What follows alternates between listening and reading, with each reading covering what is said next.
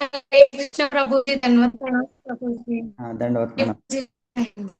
మాత just ఇప్పుడే start చేశాము. శ్లోక number 20th, first canto, first canto 8th chapter 20th శ్లోక. శ్రీమద్ భాగవతం క్లాస్ ఈరోజు మనకి వారానికి ఒక రోజు శనివారము శ్రీమద్ భాగవతం చదువుతున్నాము, డిస్కస్ చేస్తున్నాం అనమాట. ఎంతో మనకి భాగ్యవంతులమైనప్పుడే భాగవతాన్ని వినడానికి, చదవడానికి మనకి అవకాశం దొరుకుతుంది. సో ఏమంటున్నది 20th శ్లోకంలో? కుంతీదేవి శ్రీకృష్ణుని ప్రార్థిస్తున్నది. తథా పరమహంసానాం మునీనాం అమలాత్మనాం భక్తి యోగ విధానార్థం కథం పశ్యేమహి స్త్రియః. మళ్ళొకసారి చదువుతాను. తథా పరమహంసానాం మునీనాం అమలాత్మనాం భక్తి యోగ విధానార్థం కథం పశ్యేమహి స్త్రియః. మీరు ఒకసారి చదవండి మాతాజీ.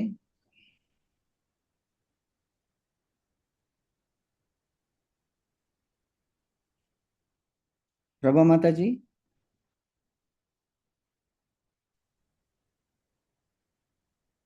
తదా పరమంసాహాన. సారీ ప్రభుజీ. హరే కృష్ణ ప్రభుజీ. హరే కృష్ణ మాతాజీ, చదవండి, నో ప్రాబ్లం. తథా పరమాం హంసానా మునినామాలాత్మనం భక్తి యోగ. బ్రేక్ చేసి చదవండి, ఈజీగా ఉంటుంది. తథా పరమహంసానాం మునీనాం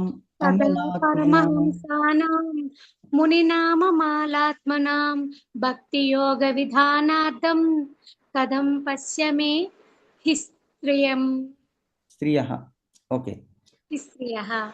ఓకే, నో ప్రాబ్లం మాతాజీ. We are all trying, we are all learning, no problem. Okay, చదవండి, మీనింగ్స్ చదవండి.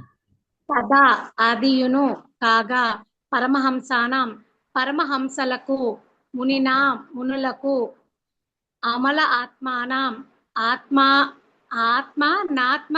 వివేచన చేయు సమర్థులైన వారు భక్తియుత సేవా శాస్త్రము విధాన అర్థము వనరించుటకు కథం ఎట్లు పశ్యమే గాంచగలము హి నిశ్చయముగా స్త్రీలు ఆత్మానాత్మ వివేచన ద్వారా పవిత్రాత్ములైన పరమహంసలకు, మునులకు దివ్యమగు భక్తియుత సేవను తెలియజేయటకే నీవు అవతరించుతవు. అట్టి ఎడ శ్రీలమైన మేము నిన్నెట్లా సంపూర్ణముగా తెలుసుకోగలము? మాతాజీ ఇది చేసి తర్వాత భాష్యానికి వెళ్దాం. ఓకే ఓకే ఓకే మాత. చాలా ఇంపార్టెంట్ పాయింట్ చెప్తుంది కుంతీదేవి. అంటే ఎంతటి హంబుల్నెస్, హ్యూమిలిటీ, అంటే తను అంత విధేయంగా, వినయ విధేయలతో చాలా తనని తాను తక్కువ చేసుకుని మాట్లాడుతున్నది అనమాట. ఇది భక్తుల యొక్క శ్రేష్ఠ గుణము. భక్తులు ఎలా ఉంటారంటే తాము తృణాదపి సునీచేన, అంటే గడ్డిపోచలతో సమానంగా తమల్ని తాము పోల్చుకుంటారన్నమాట. తృణాదపి సునీచేన తరోరివ సహిష్ణున. తరు అంటే చెట్లు, తరువు అంటే తరువు, చెట్లు. తరోరివ సహిష్ణున, చెట్లు ఎంత ఓపికతో ఉంటాయి. ఏ కాలంలో అయినా కూడా అవి చెక్కు చెదరకుండా, వర్షాకాలం కానీ, చలికాలం కానీ, ఎండాకాలం కానీ అవి అలాగే నిలబడిపోయి ఉంటాయి అన్నమాట. అంటే సహిష్ణుత. అలాంటి సహిష్ణుతనే భూదేవికి కూడా ఉంది. మన భూదేవికి, అందుకే మనం రోజు లేవంగానే భూదేవికి నమస్కరించుకునే లేవాలి. ఎందుకంటే లేచిన వెంటనే భూదేవి మీదే కాళ్ళు పెడతాం, తొక్కుతున్నాం. భూదేవి మీదే ఎన్నో చేయరాని పనులు చేస్తున్నాము. ఉమ్మి వేస్తున్నారు, తర్వాత చెత్త వేస్తున్నారు, ఏమంటే అది చేస్తున్నారు భూదేవి మీద. అయినప్పటికీ అది సహించుకుంటూ ఉంటుంది. అలాగే స్త్రీలు కూడా అంతే, చాలా ఓపిక. ఎందుకంటే వాళ్ళకున్నటువంటి ఓపిక, సహన శక్తి ఎంత ఉంటుందంటే అది చెప్పలేమన్నమాట. ఎందుకంటే అది బ్రహ్మహత్యలో కూడా 1/4 ఇంద్రునికి తగిలినటువంటి బ్రహ్మహత్య. విశ్వరూపాచార్యాన్ని తలని తీసినప్పుడు 3 తలల్లో ఉంటాడు అతను. ఎప్పుడైతే బృహస్పత్యాచార్యులు సభలోకి ప్రవేశించినప్పుడు ఇంద్రుడు ఒక్కసారి ఆయన్ని సింహాసనం నుంచి లేచి గౌరవంగా ఆహ్వానించాలి. కానీ అతను ఆ సంగీత నాట్యంలో పడిపోయి అతన్ని చూసి కూడా చూడనట్టు కూర్చున్నప్పుడు ఆ గురువర్యులకి, అంటే బృహస్పత్యాచార్యులకి అవమానం అనిపించి అతడు అక్కడి నుంచి వెళ్ళిపోతాడు. వెంటనే ఆయన రియలైజ్ అవుతాడు ఇంద్రుడు. అరే రే, ఎంత పని చేశానని వెళ్ళి గురువుని తీసుకురావని ఇంటికి వెళ్తే ఆయన అక్కడ ఇంట్లో ఉన్నా కూడా కనిపించడు. అప్పుడు ఇంద్రుని సింహాసనము రాజ్యము అంతా కోల్పోయినప్పుడు అప్పుడు మళ్ళీ ప్రార్థిస్తే ఆయన విశ్వరూపాచార్యులు అనేటువంటి ఆయనకి సరే నేను నీకు ఈ నారాయణ కవచం అనేటువంటి శ్లోకాన్ని నీకు ఉపదేశిస్తాను, దానివల్ల మళ్ళీ నువ్వు సింహాసనాన్ని పొందగలవు అంటాడు.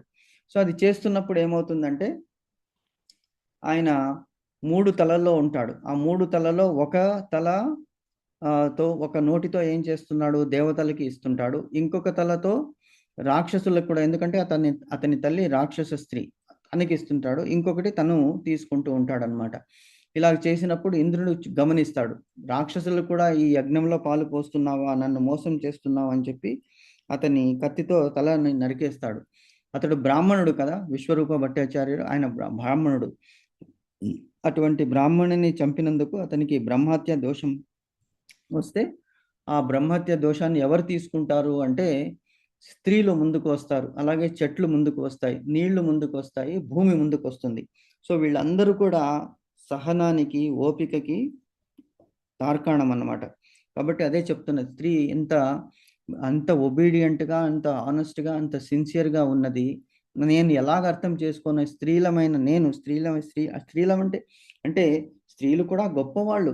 యాక్చువల్గా మనకి సరస్వతీదేవి విద్యకి అధిదేవత. మనకి ముందు పురాణాల్లో ఇప్పుడు లలితా సహస్రనామం కానీ ఇప్పుడు చూస్తున్నాం మన ఏ ప్రచారానికి వచ్చినా, ఏ క్లాసులకి వచ్చినా మెయిన్ వచ్చేది స్త్రీలే. 80% 90% స్త్రీలే వస్తారు. పురుషులు కేవలం ఒక 10% వస్తారనమాట. ఎందుకంటే వీళ్ళలో భక్తి భావన, సమర్పణ భావన ఎక్కువ ఉన్నది. అయినప్పటికీ ఆవిడ చెప్తున్నది ఎలాగ మేము తెలుసుకోగలము, ఎందుకంటే కొన్ని శ్లోకాలు చదవడానికి ఆ శాస్త్రాలు సమ్మతించవన్నమాట. కాబట్టి తనని తాను అలా చెప్పుకుంటున్నది. ఇప్పుడు వేదాలు పఠించేటప్పుడు కొన్ని వేదాలకి పఠించే అర్హత కొంతమందికి ఉండదు. కాబట్టి తను అలాగా అనుకుంటున్నది అనమాట, చెప్తున్నది. ఆత్మానాత్మ వివేచన ద్వారా పవిత్రాత్ములైన పరమహంసల, హంస అంటే మనకి తెలుసు కదా, హంస పక్షి. ఆ హంస అని ఎందుకు అంటున్నామంటే హంస, ఆ సా అంటే మంచిదే తీసుకుంటుంది, అది హంస. చెడుని వదిలివేస్తుంది. అంటే నీళ్లు పాలు కలిపి పెట్టినప్పుడు కేవలం పాలని మట్టుకే తీసుకుని నీళ్ళని వదిలివేస్తుంది. అలాగే మనము కూడా హంసలాగా ఆ గుణాన్ని అలవరుచుకోవాలి. వేరే వాళ్ళలో చెడు విషయాలు కానీ, చెడు క్వాలిటీస్ కానీ మనము చూడకుండా వాళ్ళలో ఉన్న మంచితనాన్నే మనం గ్రహించాలి. ఎందుకంటే భగవంతుడు అందరి హృదయాల్లో ఉన్నాడు. అందరూ కూడా చెడు పనులే చేయరు. అందరూ మంచి పనులు చేస్తారు, చెడు పనులు చేస్తారు. సో మంచి సత్వగుణం ఉన్నటువంటి వాడు ఏం చేయాలంటే మంచిది గ్రహించాలి, హంసలాగా. ఇక్కడ ఏమంటున్నది, పరమహంస. హంస అంటేనే మంచిని తీసుకునేది. పరమహంస అంటే అటువంటి మంచి తీసుకునే వాళ్ళలో పరమ అంటే సుప్రీం, హయ్యెస్ట్, మానస సరోవరంలో ఉన్నటువంటి హంసలు అన్నమాట అవి. అలాగే మనుషుల్లో కూడా పరమహంసులు ఉంటారు. పరమహంస పరివరాజకాచార్య అని మనం సన్యాసులను అప్పుడప్పుడు సంబోధిస్తుంటాం. ఎందుకంటే వాళ్ళు కేవలము మంచినే చూస్తారు. అందరిలోనూ ఈశ్వరుడు, భగవంతుడు ఉన్నాడు. కాబట్టి మనం వాళ్ళు ఏ విధంగా బిహేవియర్ చేసినప్పటికీ కూడా వాళ్ళు మంచితనం అనేటువంటిది కూడా ఉంటుంది. మంచితనాన్నే చూస్తారనమాట. సో ఆత్మ అనాత్మ, ఆత్మ అనాత్మ అంటే ఆత్మ అనాత్మ అంటే చేతనము లేనిటువంటి వస్తువుల్లో కూడా వివేచన అంటే డిస్క్రిషన్, మంచి చెడు అనేటువంటి తెలుసుకునేది. పవిత్రాత్ములు, ఆత్మల్లో కూడా మళ్ళీ మహాత్ములు ఉన్నారు, పవిత్రాత్ములు ఉన్నారు. సో ఆత్మ ఈజ్ పార్ట్ ఆఫ్ పరమాత్మ. సో పవిత్రమైనటువంటి ఆత్మలో ఉన్నటువంటి పరమహంసులకు, మునులకు దివ్యమగు భక్తియుత సేవను తెలియచేయటకే నీవు అవతరించదవు. వాళ్ళందరికీ కూడా భగవంతుడు ఏం చెప్తున్నాడు, భగవంతుని అవతారం వాళ్ళకి కనిపిస్తాడు. ఎప్పుడు పరోక్ష జ్ఞానం ఎప్పుడవుతుంది, అన్యథా శరణం నాస్తి త్వమేవ శరణం మమ తస్మాత్ కారుణ్య భావేన రక్షో జనార్దన. ఎక్కడి నుంచి రక్షణ చేయమంటున్నామంటే ఈ భవ బంధాల నుంచి, ఈ జనన మరణ చక్రాల నుంచి మమ్మల్ని రక్షించు.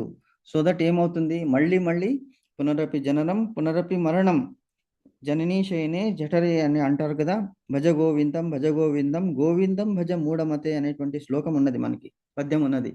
సో కాబట్టి మునులు ఋషులు ఎందుకు అంతటి దీర్ఘమైనటువంటి తపస్సు చేస్తారు? ఏదైనా సాధించడానికి కాదు, కేవలం భగవంతుని దర్శనార్థం. భగవంతుడు ప్రీతి చెంది దర్శనమిస్తే చాలు, మళ్ళీ ఇంకా వాళ్ళకి జన్మం అంటూ ఉండదు. కేవలం ప్రారబ్ధ కర్మలు ఏమైనా మిగిలి ఉంటే అవి అనుభవించడానికి జన్మ ఎత్తుతారు, కానీ సంచితము ఆగామి అనేటువంటి కర్మలు వాళ్ళకి అంటవు ఒక్కసారి భగవద్ దర్శనం అయిపోతే. సో అది చేయడానికే అవతరిస్తున్నాడు, భగవంతుడు అవతరిస్తున్నాడు అనమాట. సో ఇక్కడ శ్రీకృష్ణుడు మనకి భారతంలో శ్రీమద్ భాగవతంలో మనకి మానవ రూపంలో అవతరించినప్పటికీ కూడా కొంతమందికే తెలుసు అతడు భగవంతుడని. అందరికీ కూడా ఆ మాయ అనేటువంటిది కమ్మివేస్తుంది అని ఇంతకుముందు తెలుసుకున్నాం మనం. అట్టి ఏడ స్త్రీలమైన మేము నిన్నెట్లు సంపూర్ణముగా తెలుసుకొనగలము? ఇక్కడ ఇంకొక ఎగ్జాంపుల్ కూడా ఉన్నది, ఎందుకంటే స్త్రీల రెఫరెన్స్ వచ్చింది కాబట్టి మనకి ఫస్ట్ స్త్రీలలో గ్రేటెస్ట్ పర్సన్ ఎవరు అంటే లక్ష్మీదేవి. సేవాభావం అంటే లక్ష్మీదేవి. ఆ లక్ష్మీదేవి ఏం చేస్తుంటుంది? ఎప్పుడు భగవంతుని కాళ్ళు పట్టుతూ ఉంటుందన్నమాట. కాళ్ళ దగ్గరే తనకి స్థానము. చూడండి, అంటే భగవంతుడు ఎక్కడ పెట్టాడు ధనాన్ని? లక్ష్మీదేవిని కాళ్ళ దగ్గర పెట్టుకున్నాడు. అంటే అయినప్పటికీ కూడా అతను హృదయంలో పెట్టుకున్నాడు. లక్ష్మీదేవి హృదయంలో పెట్టుకున్నప్పటికీ లక్ష్మీదేవి అన్నది, నేను నీ కాళ్ళ దగ్గరనే ఉంటాను, సో దట్ నాకు నీ కాళ్ళని నిన్ను సేవ చేసేటువంటి అవకాశం వస్తుంది. అందుకే మనకి భాగవతంలో అప్పుడప్పుడు శ్రీకృష్ణుడు రాసలీలలు చేసినప్పుడు ఏమవుతుందంటే, ఒకసారి గోపికలందరూ శ్రీకృష్ణునితో రాసలీలలు ఆడుతున్నప్పుడు ఒక వెన్నెల రాత్రి ఏమవుతుందంటే, కృష్ణుడు వాళ్ళతో రాసక్రీడ ఆడుతున్నప్పుడు ఒక గోపిక అంటుంది, నేను ఆడలేను, నడవలేను, నన్ను ఎత్తుకో అంటుంది. సరే అని కృష్ణుడు తనని ఎత్తుకుంటాడు.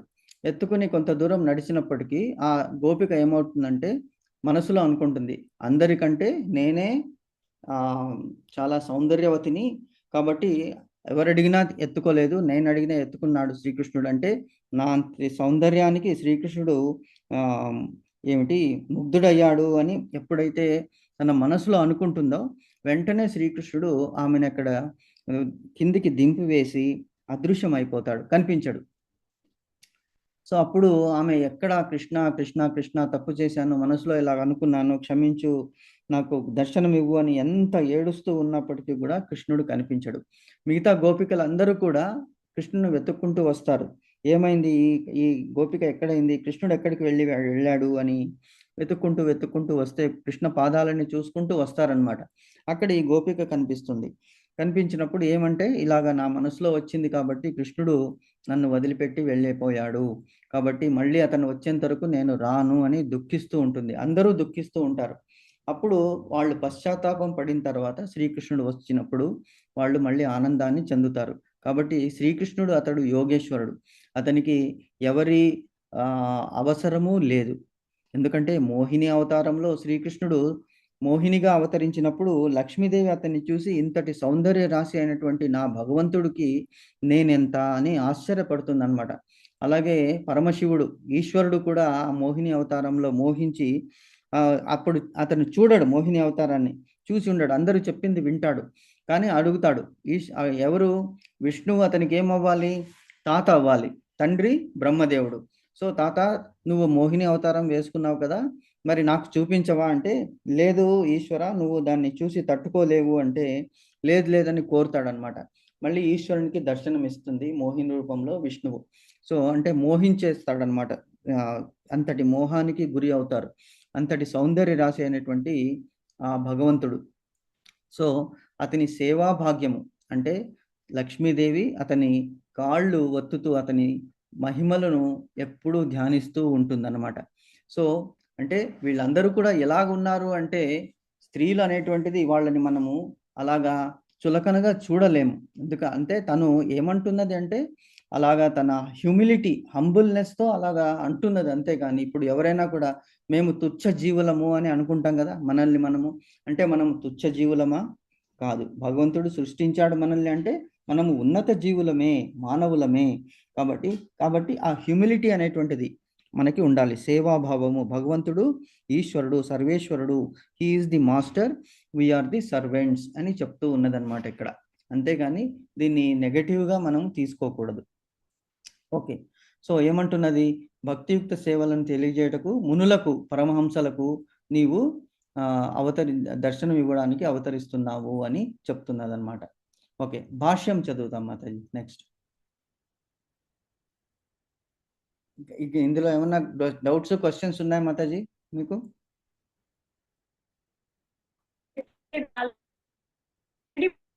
హరిబోల్. పంకజ్ నాభాయ అది ఆ శ్లోకం కదా చదివాము, ఆ, 22 అనుకుంటా ప్రభుజీ. ఐ థింక్ 20 మీరు అయిపోయింది.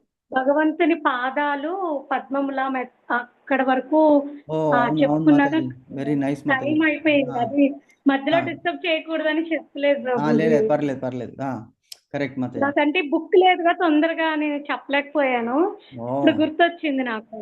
వెరీ నైస్ మాతాజీ, మీరు చాలా చక్కగా పెట్టుకుంటారు అంతా, follow up. Very nice, very happy. అందరూ అలా పెట్టుకుంటే బాగుంటుంది. నాకు ఫస్ట్ నేనే నోట్ చేసుకోవాలి, నేనే మర్చిపోతున్నాను, సారీ అండి. Very good Mataji. కృష్ణాయ వాసుదేవాయ దేవకీ నందనాయ చ నందగోప కుమారాయ గోవిందాయ నమో నమః. ఇది మనం చదివాం కదా లాస్ట్, అంతకుముందు. ఇది కూడా అయిపోయింది. వసుదేవునకు తనయుడైన వాడను, దేవికి ఆనందకారకుడైన వాడను, బృందావనం నందాది వ్రజవాసులకు బాలుడైన వాడు. ఇది కూడా అయిపోయింది. ఓకే. సో అది అంటే ఇవి 3 చదువుకోవాలని చెప్పాం, కరెక్ట్. కృష్ణాయ వాసుదేవాయ చెప్పించారు కూడా ప్రభుజీ. ఎస్ఎస్ ప్రభుజీదే. నమః పంకజనాభాయ నమో 22nd. ఎస్. నమ పంకజనాభాయ నమ పంకజమాలినే నమ పంకజ నేత్రాయ నమస్తే పంకజాంగ్రయే. ఇది కూడా అయిపోయిందా? ఇది చెప్పుకున్నాం ప్రభుజీ. మీ ఒక మీనింగ్స్ ఒక్కటే చదివాం ప్రభుజీ. మీనింగ్స్ ఒక్కటి చదివాం. Okay, very good. తాత్పర్యం కూడా, అదే భాష్యము తాత్పర్యం రెండు చదవలేదు. ఓకే, సరే. మీనింగ్స్ ఒకసారి మళ్ళీ చదువుతాము, so that we will recollect. Okay, so అందరూ చెప్పండి. 21st శ్లోకం కూడా ఒకసారి చెప్దాం, తర్వాత 22ndకి వెళ్దాం. ఓకే, అందరూ ఇది డైలీ చదువుకోవాలి మాతాజీ. ఈ శ్లోకాలు, ఈ 2 శ్లోకాలు.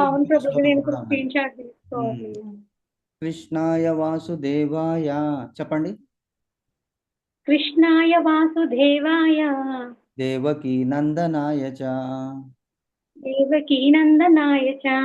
నందగోప కుమారాయ గోవిందాయ నమో నమః. కృష్ణుని ప్రార్థిస్తుంది. కృష్ణ, వసుదేవుని కుమారుడు కృష్ణ, దేవకి నందనుడు, దేవకి కుమారుడైనటువంటి కృష్ణ, నందునికి కూడా కుమారుడు. ఎందుకు? అక్కడి నుంచి వెళ్ళాడు కదా, గోకులానికి వచ్చేసాడు అతను. మధురా నుంచి గోకులానికి వచ్చాడు కాబట్టి నందునికి కుమారుడయ్యాడు, నంద యశోదాలకు. తర్వాత గోవిందాయ నమో నమః. గోవిందుడు అనే పేరు కలిగినటువంటి కృష్ణ, కాబట్టి నీకు నమస్కారము అని చెప్తున్నది. నెక్స్ట్ 22nd శ్లోకంలో అది ఒకసారి చదువుతాం. ఓకే. నమః పంకజనాభాయ నమః పంకజమాలినే నమః పంకజనాభాయ నమః పంకజమాలినే నమః పంకజనేత్రాయ నమస్తే పంకజాంగ్రయే నమః పంకజనేత్రాయ నమస్తే పంకజాంగ్రయే. వెరీ గుడ్, నైస్ మాతాజీ. ఇప్పుడు మీనింగ్స్ చదవండి మాతాజీ. నమః నమస్సులు పంకజనాభాయ ఉదరముపై పద్మమును బోలిన ప్రత్యేక చిహ్నము కలిగినట్టి ప్రభువునకు నమః నమస్సులు. పంకజమాలినే సదా పద్మహారముతో శోభించిన వానికి నమః నమస్సులు. పంకజ నేత్రాయ పద్మము వంటి చల్లని చూట్పులు కలవానికి నమస్తే నమస్కరించుచున్నాను. పంకజాగ్రే పద్మ చిహ్నములు పాదములు కలిగిన వానికి తత్కారణముగా పద్మములు వంటి పాదములు కలవానిగా తెలియజేయబడువాడు. Very good. కృష్ణుని స్తుతిస్తూ ఉన్నదన్నమాట కుంతీదేవి. ఎలాగా అంటే అతని రూపాన్ని చెప్తున్నది. ఏమిటి? ఓకే, ఇది భాష్యం చదవండి, తర్వాత మన భావార్థం చదవండి, తర్వాత మనం భాష్యానికి వెళ్దాం. హే హే ప్రభు పద్మనాభుడవు, సదా పద్మాలచే అలంకృతినిగా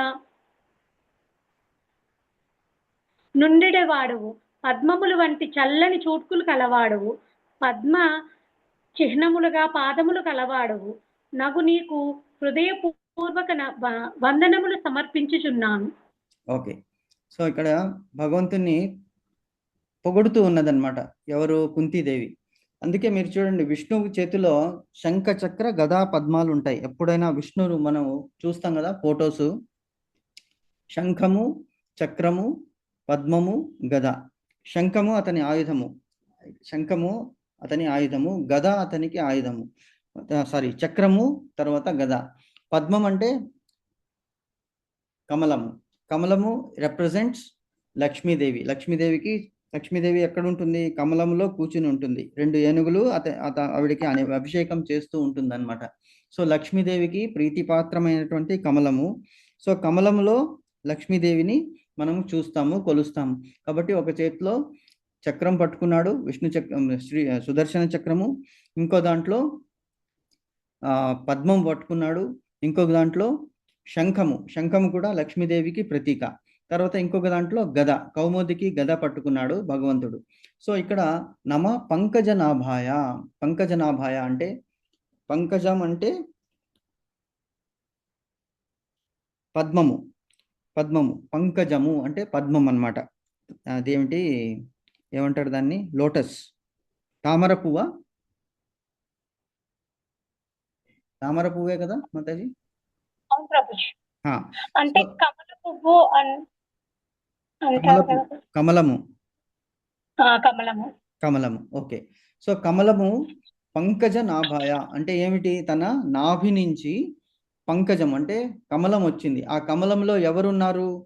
ఒక దగ్గర లక్ష్మీదేవి కూడా ఉంటుంది, ఒక దగ్గర మన విష్ణు నాభిలో నుంచి బ్రహ్మదేవుడు ఉద్భవించాడు కమలములో నుంచి. చూడండి, అంటే రిప్రజెంటివ్, సింబాలిక్. కమలము ఈజ్ ఈక్వల్ టు లక్ష్మీదేవి, విష్ణువు ఈజ్ ఈక్వల్ టు తండ్రి, తల్లి లక్ష్మీదేవి, కొడుకు ఎవరు? బ్రహ్మదేవుడు. చూసారా symbolically how we can relate. అలాగే మనకి కమలం అనేటువంటిది దాని కాడ ఉంటుంది కదా, కాడ అంటే బొడ్డులో నుంచి వచ్చింది. అలాగే తల్లికి శిశువుకి కనెక్ట్ ఏమవుతుంది?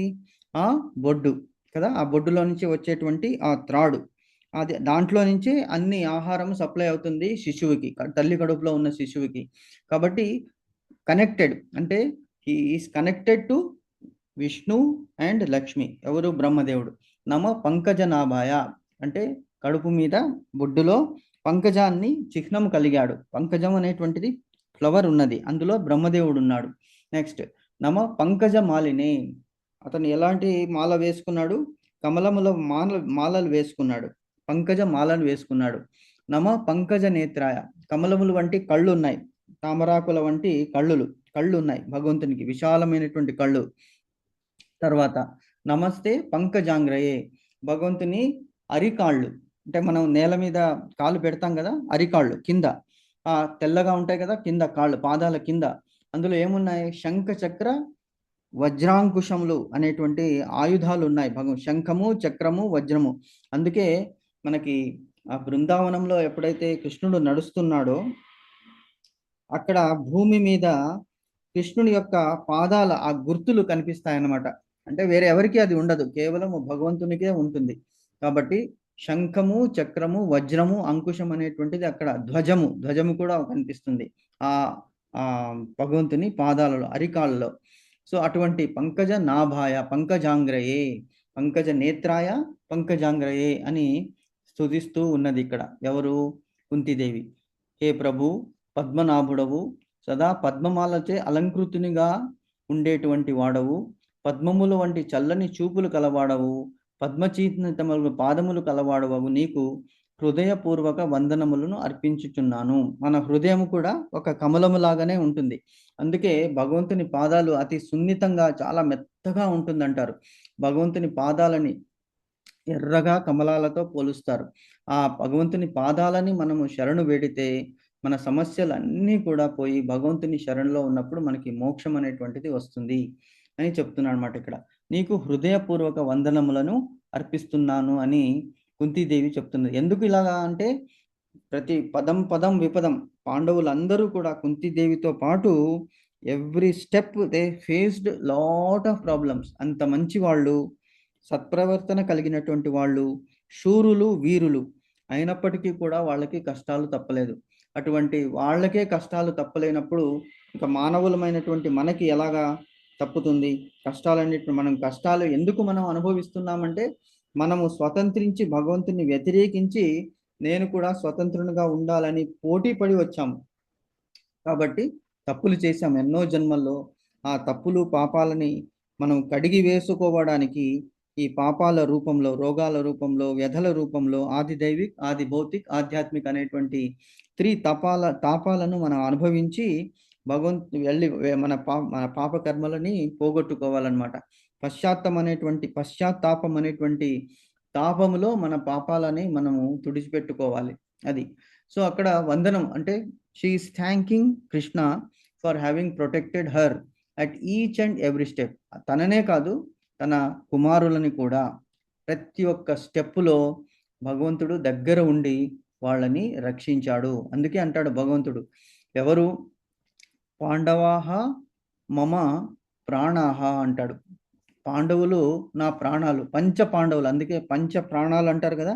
పాండవులు నాకు పంచ ప్రాణాలు. ఎందుకంటే పాండవులు కూడా భగవంతుని ఎప్పుడు సర్వస్య శరణాగతి, కృష్ణ నువ్వుంటే చాలు, మాకు ఇంకేమీ వద్దు, నువ్వు ఏది చెప్తే అది చేస్తాము అంటే భగవంతుడు చెప్పిన ప్రతి ఒక్క ఆదేశాన్ని వాళ్ళు శిరసా వహించారు. ఎన్ని కష్టాలైనా సరే మేము నువ్వు చెప్పిన మాట వింటాము, నువ్వు చెప్పిన దారిలో నడుస్తాము. కాబట్టి ఎవరైతే మన ఇంట్లో కూడా పిల్లలు ఉన్నారనుకోండి, తల్లిదండ్రులు చెప్పక ముందే వాళ్ళ మనస్సు గ్రహించి చేసినటువంటి వాళ్ళు మనకి చాలా ప్రీతిగా మనం చూసుకుంటాము. ప్రాణం కంటే ఎక్కువ చూస్తాము. అలాగే మాట వినని వాళ్ళని దెబ్బతో, వాళ్ళు కూడా మన పిల్లలే అయినప్పటికీ ఇప్పుడు అదే సురలు అసురులను ఎందుకంటారు? దేవతలందరూ కూడా భగవంతుడు చెప్పిన చెప్పిన దారిని వింటారు. అసురులు ఎవరు? నా సుర అంటే దేవతలు కాని వాళ్ళు, రాక్షసులు. వాళ్ళందరూ కూడా శిక్షార్హులు అన్నమాట. శిక్ష అంటే వాళ్ళకి శిక్ష వేసి వాళ్ళని సక్రమమైన మార్గంలో తీసుకొచ్చేటువంటి వాడు భగవంతుడు. సో ఇలాగా ప్రతి స్టేజ్లో కూడా మమ్మల్ని రక్షించావయ్యా శ్రీకృష్ణ. కాబట్టి నీకు హృదయపూర్వక వందనాలు అర్పిస్తా. ఇంకేమి ఇవ్వగలము? భగవంతునికే అంతా ఇచ్చింది భగవంతుడే. భగవంతునికి ఇవ్వాల్సింది మనం ఏమి ఇవ్వగలము? కేవలం మన కృతజ్ఞతలను అర్పించగలము. సాష్టాంగ నమస్కారం చేయగలము భగవంతునికి. To thank him other than what we can do అంటే అది కృతజ్ఞతాపూర్వకమైనటువంటి సమర్పణ భావంతో చెప్తున్నదన్నమాట ఇలాగ. ఓకే. సో ఇప్పుడు కూడా మనం ఓన్లీ భాష్యం వరకే చదువుకున్నాము. సో నెక్స్ట్ వీక్ మళ్ళీ మనం ఇక్కడ 22nd నుంచి స్టార్ట్ చేద్దాం మాతాజీ. సో ఇంతవరకు చెప్పిన దాంట్లో ఏమన్నా మీరు చెప్పదలుచుకున్నారా? డిస్కస్ చేసాము ఏమన్నా? హరి బోల్.